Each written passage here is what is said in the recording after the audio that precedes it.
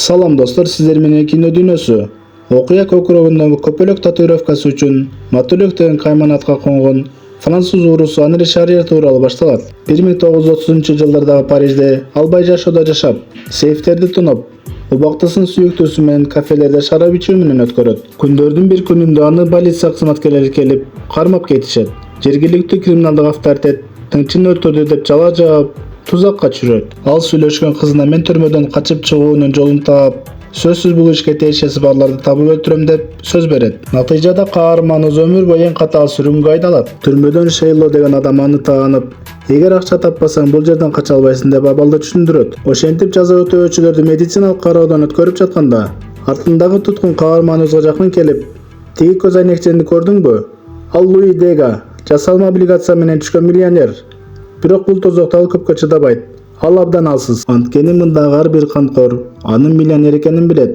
Жана баары капсулага салып, денесинин ичине катып алган акчасын тартып алгысы келет деп айтат. Ал убакта Франция силерден баш тартты. Эми силер Түштүк Американын Франция колониясында жумуш кылып, өмүрүңөрдү өткөрөсүңөр деп түрмө кызматкери сүйлөп жаткан эле. Бардык туткундарды кемеге алып келип салышты. Ошол убакта каарманыбыз миллионер Луи алтындарды атайын капсулага салып, денесинин ичине катып жүргөнүн билип, Луини күзөтүп келип, мен сага орун алып койдум. Сени коргойм, бирок мага качууга акча керек дейт. Луи бул сунушка макул болбой, өз ордунда калат. Түн ичинде Луинин жанындагы шеригине бир канкор келип, койго каршы кол салгандай эле аяосуз өлтүрүп, ичиндеги катылган акчасын алып кетет. Бул кандуу окуяны өз көзү менен көргөн Луи корккондон калтырап нес болуп калат. Бул жерде адам өмүрү тыйынга да татыбасын ал эми түшүнөт. Дароо полиция кызматкерлери жетип келип, ышкырып, коңгуроо кагышат. Күзөөчүлөр өлгөн жигиттин денесин сүйрөп алып кетишет. Түнкү коркунучтан кийин Луи эртеси дароо Матөлөккө келип, сенин сунушуңду кабыл алдым. Мага бул аралга жеткиче өлбөй аман калуум керек. Качууңду өзүм каржылайм дейт. Матөлөк ага бирок бир нерсени билип кой. Менин менен бирге качууну такыр ойлобо, деп кесе айтат. Луи мага качуунун кереги жок. Францияда калган аялым мени куткаруу үчүн апелляциялык арыз жазып, сотко кайрылып жатат. Мен жакында мыйзамдуу түрдө эле бошоп чыгам деп айтат. Узакка созулган сапар учурунда каарманыбыз Матөлөк Луини куралданган туткундун кол салуусунан коргоп, өз убадасына бекем экенин иш жүзүндө далилдейт. Бул кандуу урушка катышкан үчүн кароолчулар Матөлөктү Ош базарынан алынган Кытайдын сапасыз кишендери менен чынжырлап салышат. Бирок бул жаза биздин каарманды коркуткан жок. Кандай гана жол менен болбосун, бул тозоктон качып, өзгөндүн күрүшүнөн бир басым демеп жеш үчүн эркиндикке болгон каалоосун дагы бетер күчөттү. Шейло аттуу туткун ооруканага түшүү үчүн мычак менен өз бутун кесип жиберет. Шаты менен төмөнгө түшүрүп жатышканда, ал күтүүсүздөн шатыдан төмөнкөзө секирип, жерге кулаганда дароо кароолчулар ооруканага алып кетишти. Туткундар кумурскадай тизилип түрмөгө келишкенде, кызматкерлер формаларын таратып беришет. Ошол маалда түрмө башчысы ортого чыгып, угуп койгула, бул жер силерге Оштун эс алуу паркы эмес. Эгерде кимде-ким бир жолу качууга аракет кылса, 2 жыл бою жалгыз отурат. Экинчи жолу качам десеңер 5 жылга олтурасыңар. Ал эми киши өлтүрсөңөр дароо өлүм жазасына тартыласыңар деп түшүндүрөт. Түрмөнүн ичи толгон адам. Эреже боюнча түнү буттарын темир менен байлап коюшат экен. Эртең менен атылган октун дабышынан ойгонуп, качкын бар деген үндөрдү угушат. Шейло качканга деп болжолдошот. Матөлөк менен Луи кароолчуларга пара берип, жеңилирээк жумушка ооруканага орношууну пландашат. Бирок түрмө башчысынын орун басары алардын пландарын билип калат. Натыйжада оор жумушка таш ташууга айдалышат. Бул жумуш курулуштарда иштегенден да 5 бетер кыйын эле. Матөлөк менен Луи эс алууга отурушканда бир сындырында нан беришет. Ошол убакта жанында отурган башка бир туткун менен акырын сүйлөшүп калат. Ал менде кайык бар, бирок акча керек. Таба аласыңбы? Дейт. Каарманыбыз таба алармын, деп жооп берет. Тиги туткун анда акчаны тапканыңда сүйлөшөбүз деп сөзүн бүтүрөт. Бир канкор туткун Луиге жетип келип, акчаңды бер, болбосо өлөсүңөр деп коркутат. Муну көргөн Матөлөк Луини коргоо үчүн тигиге жетип мушташа кетейин дегенде кароолчу асманга ок чыгарып, эс алуу аяктады. Баарың жумушка деп кыйкырып, мушташты токтотот. Туткундар жыгач менен ташты түтүп баратышканда, ылайга унаасы менен батып калган бир кишини аялдары менен көрүшөт. Кароолчунун буйругу менен туткундар аларга жардам берип, арабага салып, аларды ылайдан түртүп жөнөшөт. Ушул маалда Матөлөк тиги кишиге жакындап качуу үчүн алгач 2000, анан 4000 сунуштайт. Тигил киши 5000 берсе макул. Кайыгым жээкте. Бул жерде дагы 3 күн болом дейт. Түн бир окумда Луи Матөлөккө келип, мени да өзүң менен ала кет. Качууга даярмын деп бир отоло бел байлайт. Эртең менен күзөчүлөр баарын сыртка айдап чыгып, тизе бүктүрүп отургузушат.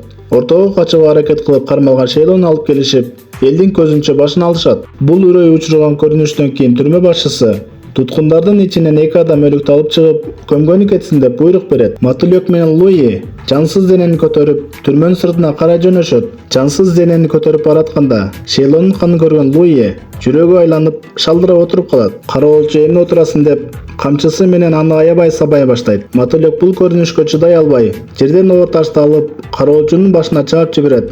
Кароолчу кулап түшөт. Матулек эмне кылып койгонун түшүнбөй, дароо качып жөнөйт. Артынан куралчан күзөтчүлөр ок жаадырганда ал сууга секирип сүзүп арам кутулат. Ал эми Луини кароолчулар алып кетишет.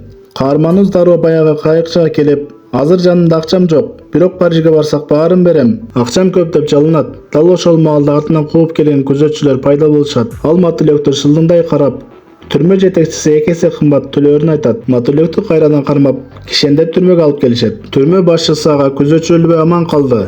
Жолуң бар экен. Эми жаза катар 2 жыл жалгыздык камерасына камаласың деп буйрук берет. Ал караңгы зындандын үстүнөн күзөтчүлөр басып турат.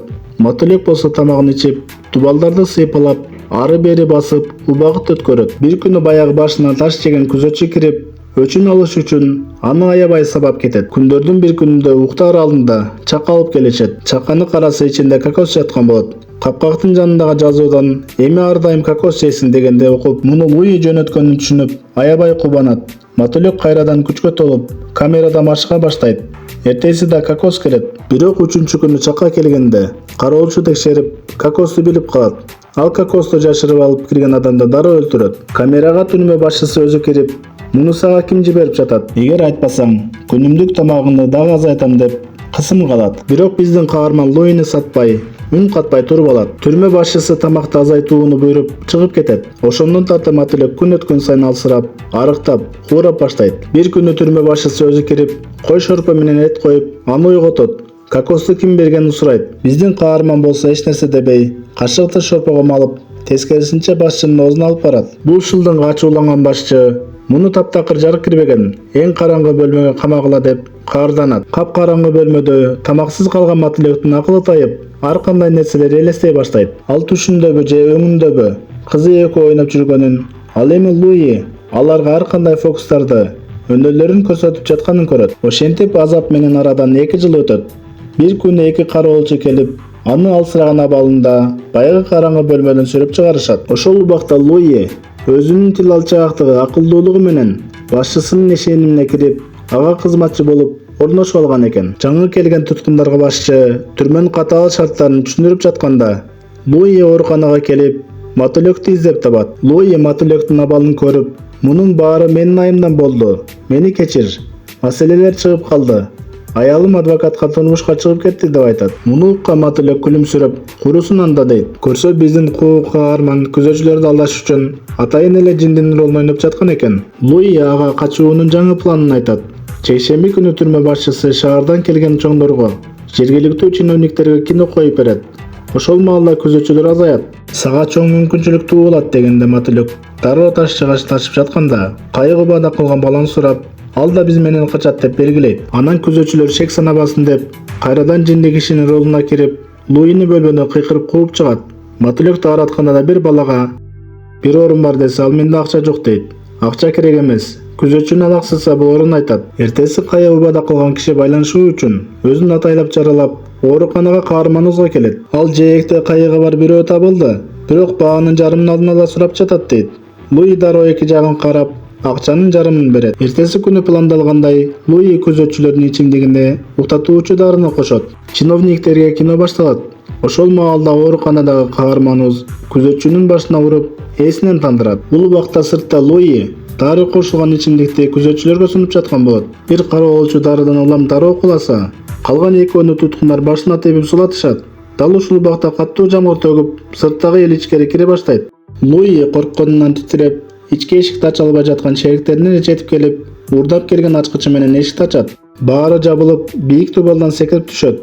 Эң артында калган Луи секирейин дегенде, капыстан түрмөнүн чоң жарыктары күйүп кетет. Луи шашканынан секирип, бутун сындырып алат. Шериктер аны ортого алып, 2 жактан таяп, жан аябастан качып жөнөшөт. Жээкке жакындаганда, капысынан алдыларынан куралчан 3 адам чыгып, жолду торойт. Көрсө алар баягы кайыкты жашырып, Буларды күтүп жаткан кишинин адамдары экен. Алар куралчан кишиге катылган акчанын калган жарымын берип, дароо кайыкка отуруп жөнөшөт. Бирок бир аз сүзгөндөн кийин кайыктын түбүнөн суу чыга баштайт. Көрсөт эшиги бар экен. Кайык чыга баштаганда ичиндегилердин бири жан айласынан салмакты жеңилдетиш керек. Буту сынган Луини сууга ыргыталы деп кыйкырат. Мотылек эч ким өлбөйт дейт. Ошол маалда алдыдан океанды каптаган капкара коркунучтуу булут чоң борон келе жатканын көрүшөт. Тигил адам дагы бир жолу баарыбыз өлөбүз, Луини сууга ташташ керек деп ачууланат. Бирок биздин каарман бул жолу да каршы болот. Бычак көтөрүп, жолдон кач, муну өзүм кылам деп Луиге жулкунат. Мотылек аны тосуп чыгып, экөө кайыктын ичинде кармаша кетишет.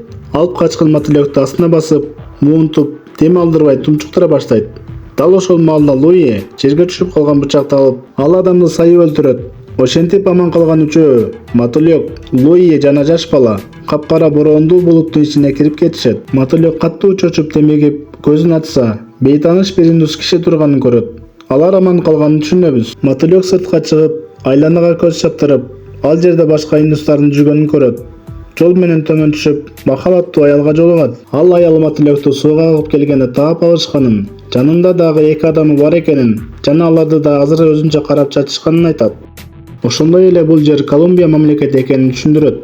Жан сергитип сууга түшүп, үстү башын жууган соң Мотылек Луиге келет. Ага биз эртерээк алдыга карай кетишибиз керек дейт. Бирок Луи үн катпай коет. Анын кеткиси келбегенин түшүнгөн Мотылек анда сага ийгиликтеп жалгыз өзү жолго чыгат. Бирок көп узабай жолдон буларды издөөгө чыккан куралчан полицияларды көрүп, артында айылга карай чуркайт. Бирок кызматкерлер бул жерге да жетип келишкен экен. Ал дароо Луиге жетип келип, кетишибиз керек деп аны таяп жөнөйт. Ошол маалда кайыкта 3-чү шериге качам деп жулунганда полициялар аны атып салышат. Ал эми Мотылек менен Луини жерге кулатып колго түшүрүшөт. Андан соң каарманыбыз катаал зынданда дагы 5 жыл жалгыз отурганын, азаптан чачтары агарып кеткенин көрөбүз. Жаза мөөнөтү бүткөндө аны океандын ортосундагы аралга алып келишет. Ал жерде каарыган акылынан адашкан туткундар күн өткөрүшөт экен. Ошол жерден Мотылек күтпөгөн адамын Луини жолуктурат. Көрсө аны да 5 жылга ушул аралга камаган болот. Бир күнү кудуктан суу алып жатып, Мотылек жогору жактагы аскага көтөрүлөт да деңиздин толкундарын көпкө карап турат. Ал Луини ойготуп, эгер каптардан кайык жасасак, толкун бизди чоң жээкке алып чыгат дейт да деңизге кокос ыргытып, анын калкып кеткенин көрсөтүп, досун ишендирет. Ошентип алар кургатылган кокосторду каптарга толтуруп, жашыруун даярдана башташат. 2 кап даяр болгондо аларды аскага алып келип, эркиндикти сезип кубанышат. Бирок 2 капты бириктирип жатканда Луи: "Мен ушул жерде калам. Менин ордум ушул жер. Ал эми сен кетишиң керек. Жолуң дулант." Мотылек досу менен кучакташып коштошуп, бийик аскадан каардуу деңизге боюн таштайт. Мотылек толкун менен кошо ачык океанга карай сүзүп баратып, "Мен жасадым" деп кыйкырат. Аскада калган Луи да досунун аман эсен кеткенине кубанат. 1969-жыл каарманыбызды жаш өтүп калган курагын учакта көрөбүз.